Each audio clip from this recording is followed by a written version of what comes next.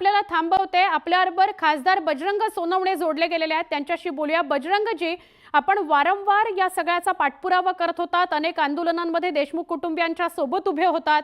आज एक मोठं पाऊल न्यायाच्या दिशेनं या आरोपपत्राच्या माध्यमातून पडलंय असं वाटतं?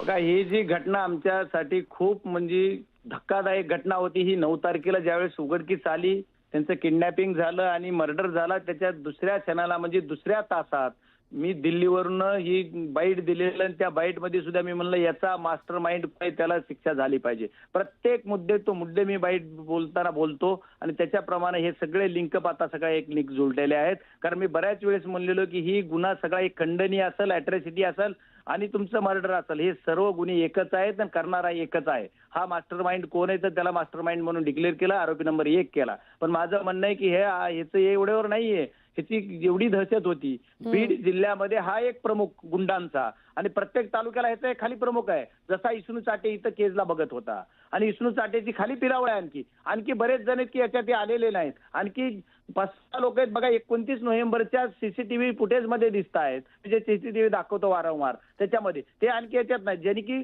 आरोपींना पळून जायला मदत केली, बरोबर. ज्यांनी की रग दिल्या, ज्यांनी ब्लँकेट दिले, ज्यांना सीआयडीच्या ऑफिसमध्ये जाऊन आमच्या धनंजयला दाब दिला, असे सुद्धा बरेच आहेत.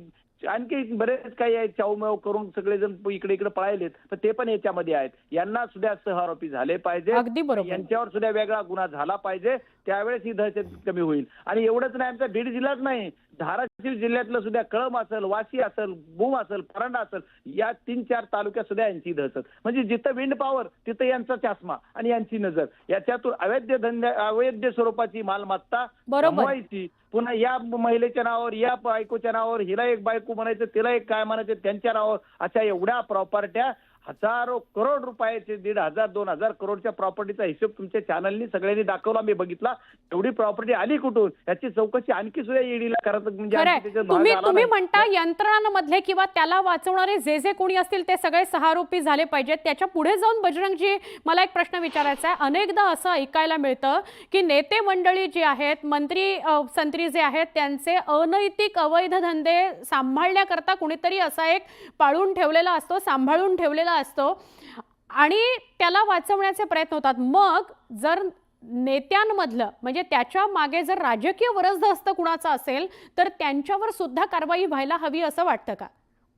बघा, आपण जेवढ्या दिवसात तुम्ही आता समाजकारणात, राजकारणात किंवा कुठल्या एखाद्या क्षेत्रामध्ये किंवा आपण या जगात आपल्याला जेव्हा कळतंय तेव्हापासून आपल्या महाराष्ट्राच्या परिस्थितीवर बोलायचं जर झालं तर राजकीय एवढा आशीर्वाद असल्याशिवाय एवढा गुंड मोठा होऊ शकत नाही.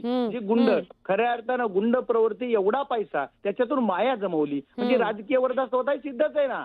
आणि राजकारणी माणसाने सुद्धा सांगितले माझे त्याचे चांगले संबंध आहेत, मी तर माझाच माणूस आहे. मग आता त्याच्यावर काय सिद्ध व्हायचं राहिलं? आता सिद्ध म्हणजे ऑटोमॅटिक खरंच आहे ना.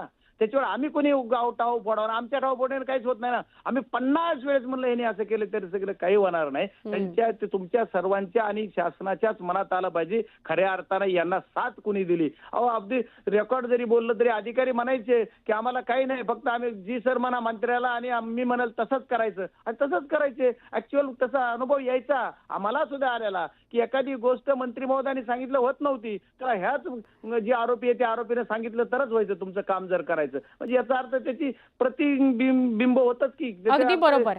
आणि त्यामुळे त्याही विषयाच्या अनुषंगाने कारवाई व्हायला पाहिजे. बजरंगजी, खरं तर अशी हत्या घडायला नको होती, पण या घटनेच्या अनुषंगानं देशमुख कुटुंब तर उभं राहिलंच, पण त्यांच्या बरोबरीने नंतर SIT, CID ही यंत्रणा असेल, मुख्यमंत्री स्वतः असतील, तुमच्यासारखे सगळे लोकप्रतिनिधी एकाच विषयाचा पाठपुरावा करून एवढ्या मोठ्या यंत्रणेच्या समोर उभे राहिले, हे सुद्धा एक मोठं यश आहे.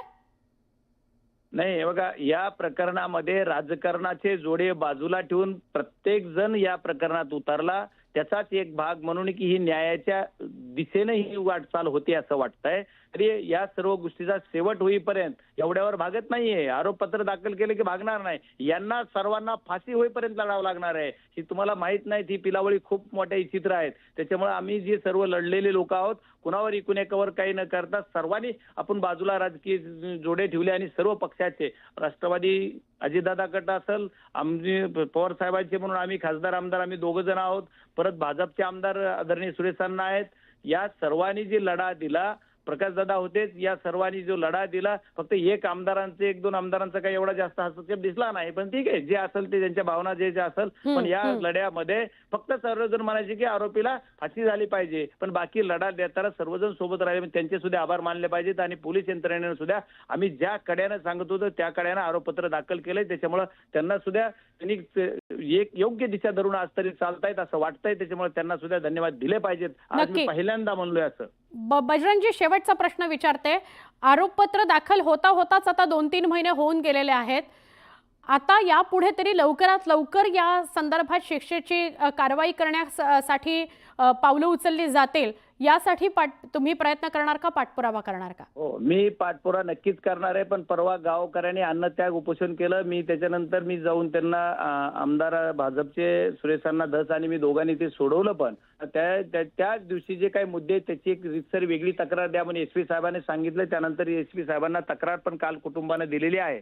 आणि या तक्रारीनुसार जर विचार करायचा झाला तर त्याची तपास आदरणीय एसपी साहेब त्यांच्या मार्गदर्शनाखाली करतो असं त्यांनी शब्द दिलेला आहे. त्याच्यामध्येच ही एक मागणी आहे, जी आपण जी बोललात ती मागणी त्याच्यात आहे. त्याच्यामुळे त्याच्यात तपास होऊन ते आम्हाला ते तुमच्या मागे म्हणजे विचारलेल्या प्रश्नाचं उत्तर त्या तपासामध्ये नक्की मिळेल अशी अपेक्षा करू.